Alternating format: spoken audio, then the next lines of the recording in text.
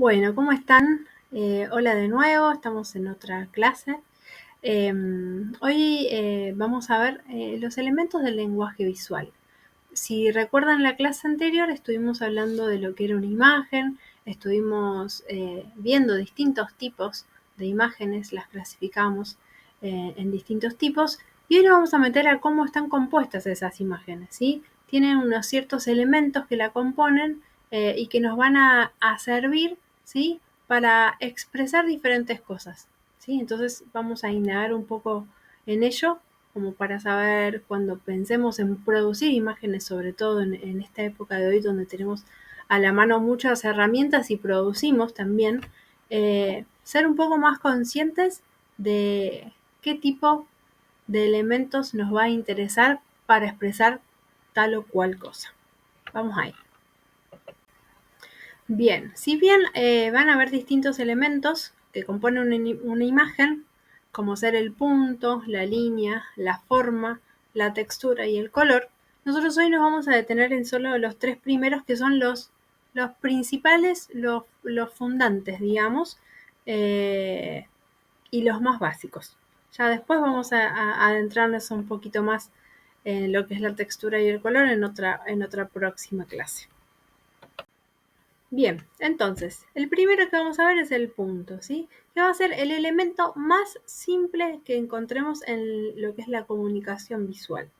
Y tiene una serie de propiedades, ¿sí? Que lo van a definir como elemento plástico, ¿sí? Que son la dimensión por un lado, es decir, es el tamaño de este punto, el color, que va a poder variar, por supuesto, y la forma. Generalmente o culturalmente, mejor dicho, lo asociamos al punto como un círculo, como lo que yo les presento ahí.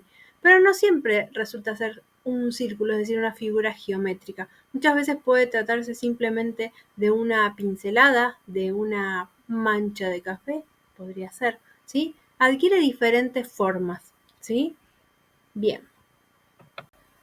Entonces, si pensamos que el punto no es meramente una figura geométrica, ¿sí? También lo podemos llevar a otros soportes, por ejemplo, un diario de revista, donde la impresión misma está hecha con puntos, ¿sí? Que va generando la imagen con la impresora, digamos. O, por ejemplo, en una imagen digital, si hacemos un zoom, vamos a ver que está compuesta de muchos puntos, ¿sí? De que se llaman píxeles de distintos colores y que cuando nos alejamos vemos la imagen completa. Bien.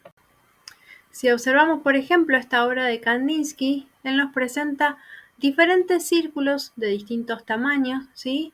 Alojados en distintas partes de lo que sería el marco o el encuadre de la obra, ¿sí? Y fíjense que también, además de jugar con el tamaño y de jugar con el color, evidentemente, juxtapone uno sobre otro, ¿no? Y ahí se genera como una transparencia, lo que da la profundidad, ¿sí? Podemos pensar que uno está por encima de otro gracias a esa transparencia que lo genera desde el color, ¿sí? Bueno, y observemos esta obra que utiliza la técnica del puntillismo, ¿no? Esta técnica que utiliza diferentes puntos, ¿sí? Eh, que ahí forman la imagen, ¿no? Es decir, cuando yo me alejo puedo observar la imagen. Si yo hago zoom, como en esta parte del costadito que yo les hice, ahí se ve como todas las manchas, ¿no? Y cuando nos alejamos, ahí podemos ver la forma completa, ¿no? La figura, en este caso, de este hombre, construido a través de todos estos pequeños puntos que no tienen la forma geométrica, como bien mencionábamos antes, sino que son como pequeñas manchas, ¿sí? Juxtapuestas unas encima del otro, que es donde incluso el color se empieza a mezclar, ¿sí? Entonces acá aparece como la textura, ¿no? El punto como textura, un recurso sumamente expresivo con el uso del punto. Entonces, como veíamos en la figura anterior, ¿sí? En la imagen anterior, la agrupación de puntos delimitó la forma de este personaje, ¿no? De perfil. Y acentuaba los volúmenes a través del juego con los colores, ¿sí? Generando más contraste o menos contraste con el uso del color. Y acá tenemos otra de las imágenes del mismo autor, ¿no? Fíjense que la fuerza expresiva que tiene el punto, ¿no?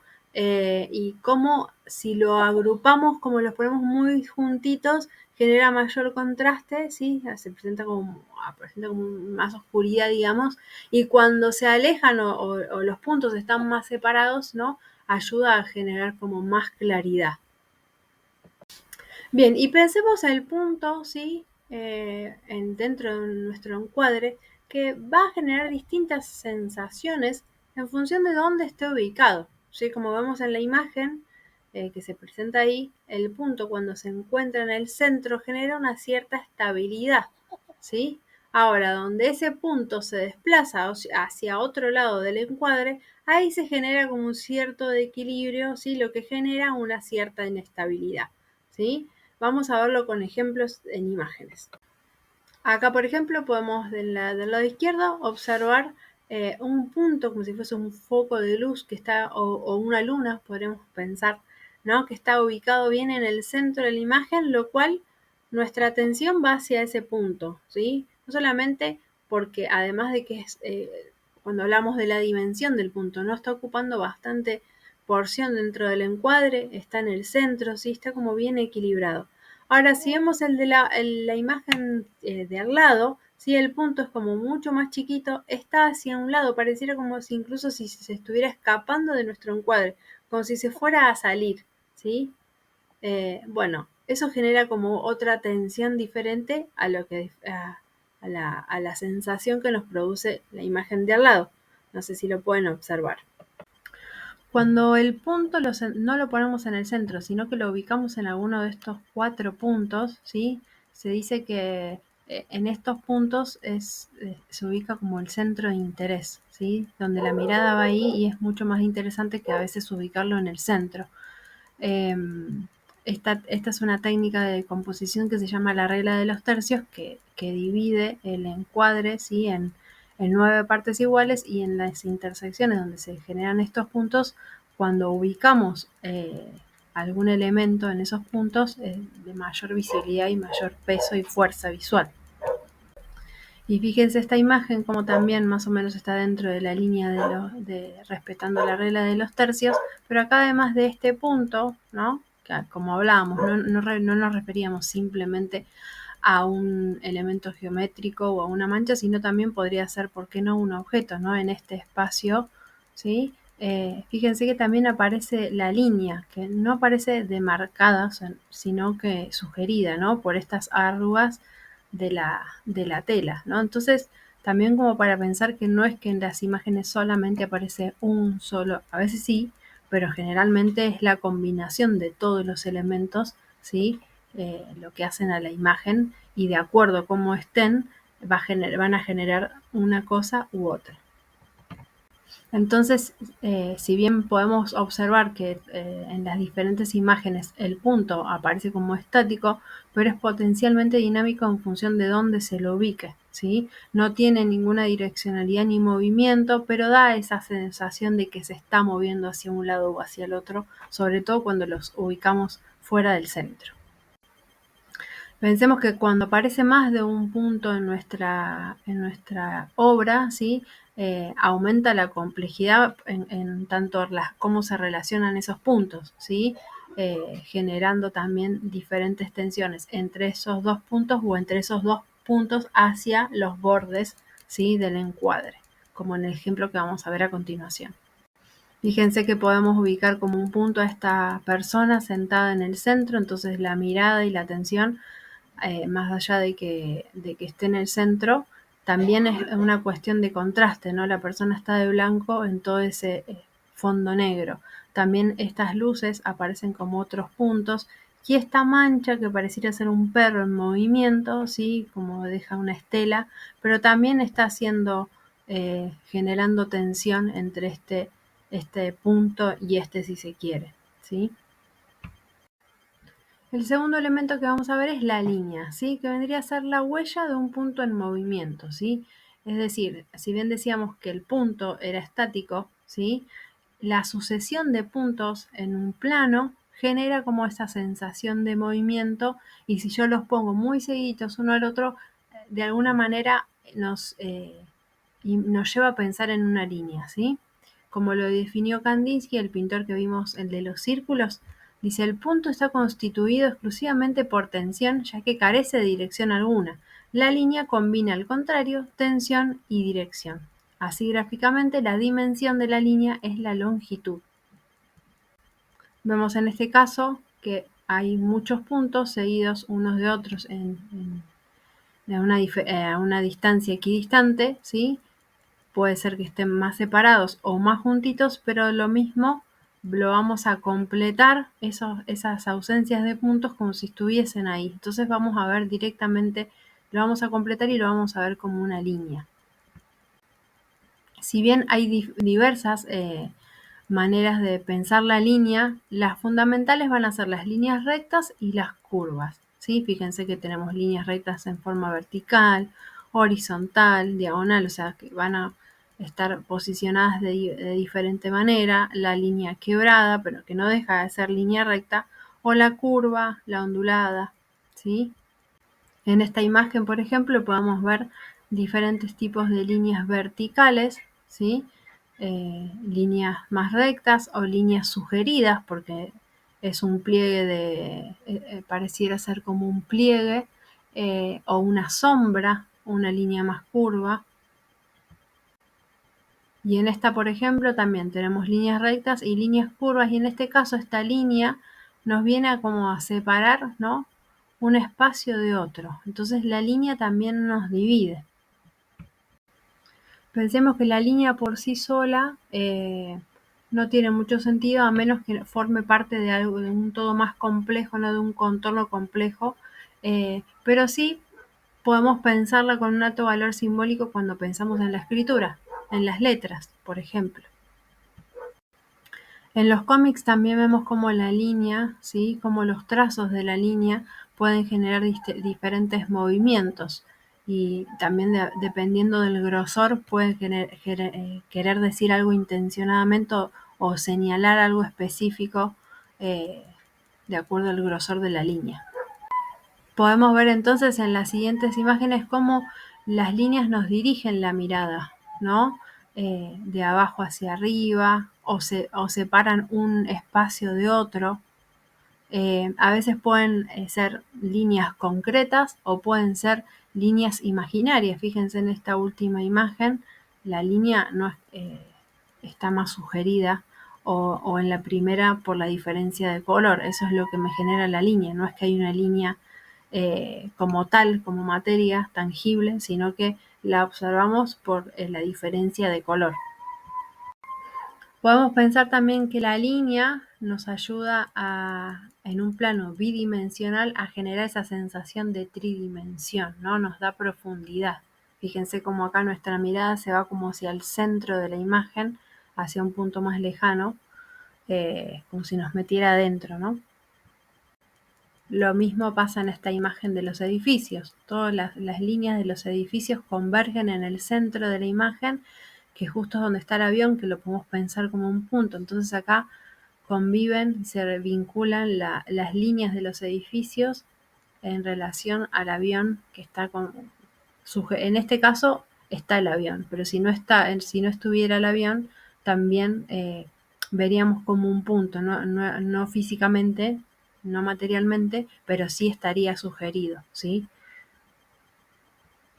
Pensemos también que la línea, cuanto más gruesa esté, más fuerza va a poseer, y mientras más suave, menos intensidad va a tener, ¿sí? Entonces el mensaje va a ser como mucho más débil o más delicado, si se quiere. Y bueno, para ejemplificar la propuesta de inicio con estas dos imágenes, ¿no?, donde vemos dos imágenes completamente diferentes del mar. En una sugiere como un mar mucho más calmo, ¿sí?, una vista como de más lejos.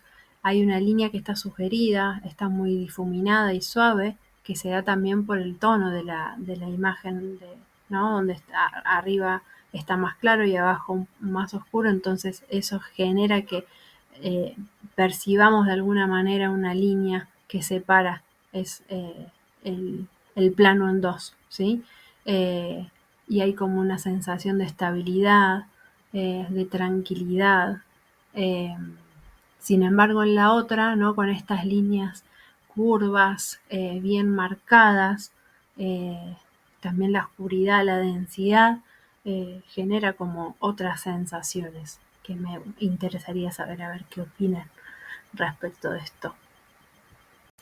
Bueno, y por último vamos a ver el elemento visual, ¿sí? Que es la forma, ¿sí? Que la forma vendría a ser ya es una superficie delimitada que tiene una cierta extensión y dimensión, y está delimitada por la línea, ¿sí?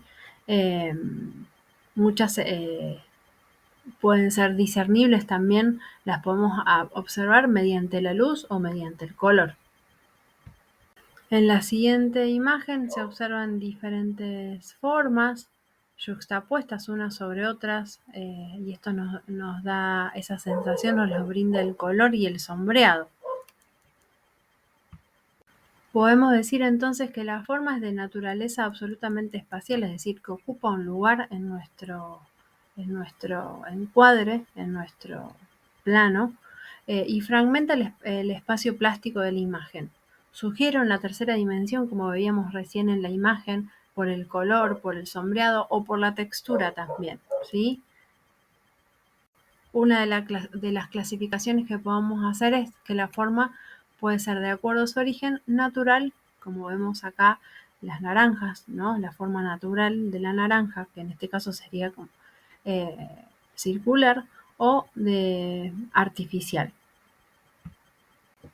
Podemos pensar también a la forma según su estructura. Puede ser geométrica, de forma regular o irregular. De forma regular, por ejemplo, como este panal de abejas, o de formas irregulares, como veíamos la imagen recién de Sur Solar, donde habían diferentes formas irregulares que simulaban como una ciudad, que generaban una ciudad. También tenemos las formas orgánicas como estas piedras, que también es bastante irregular. En este ejemplo vemos este edificio, la perspectiva de este edificio, ¿no? Tomado desde abajo, forma un triángulo, como lo vemos señalado aquí al lado, ¿no? Entonces acá convergen varios elementos que vimos recién. La forma del triángulo, ¿sí? Se forma gracias a estas líneas, a cómo está tomada la imagen, generando un punto aquí dentro también, ¿sí? También en esta imagen vemos cómo se arman distintos triángulos con las montañas. Bueno, si nos ponemos a pensar, podemos descomponer las imágenes, todas las imágenes que pensemos, en distintas figuras geométricas, distintas formas. También lo podemos pensar de acuerdo a su representación. Por ejemplo, la primera, con el contorno de la línea, como veíamos, el entorno que tiene que ver con el contenido, cómo ese contenido termina generando un contorno, o la silueta misma. La forma también la podemos pensar de acuerdo a su expresividad, que puede ser cerrada o abierta. Veamos este primer ejemplo donde ahí se diferencia bien la figura del fondo, ¿no? Con contornos bien delimitados, la forma está encerrada. Sin embargo, en el paisaje, el color y la textura pareciera que hicieran expander esos castillos que se ven ahí, ese paisaje, parece que se funde con el agua, ¿no? Que está sugerida por esas pinceladas más cortitas hacia abajo. Y por último, podemos pensar a la forma en relación a la espacialidad, ¿sí? De acuerdo a su dimensión, a su tamaño y dónde esté ubicado, si hacia adelante o hacia atrás. Cuanto más adelante está, va a parecer como más grande, y cuando más lejos está, va a parecer más pequeño. La superposición también, ¿sí? Que se va a dar, como mencionamos anteriormente, por color, por tamaño también, o por degradado. Y también por el contraste, ¿no? Cuanto mayor contraste nos va a dar esa impresión de que se venga hacia adelante, y cuanto menos contraste va a darnos esa idea de profundidad y de distancia. Bueno, y recuerden que tienen la bibliografía disponible en el aula virtual para consultar y reforzar todo lo que estuvimos viendo. Y bueno, y una actividad les dejo para que puedan realizar en relación a lo que estuvimos viendo el día de hoy.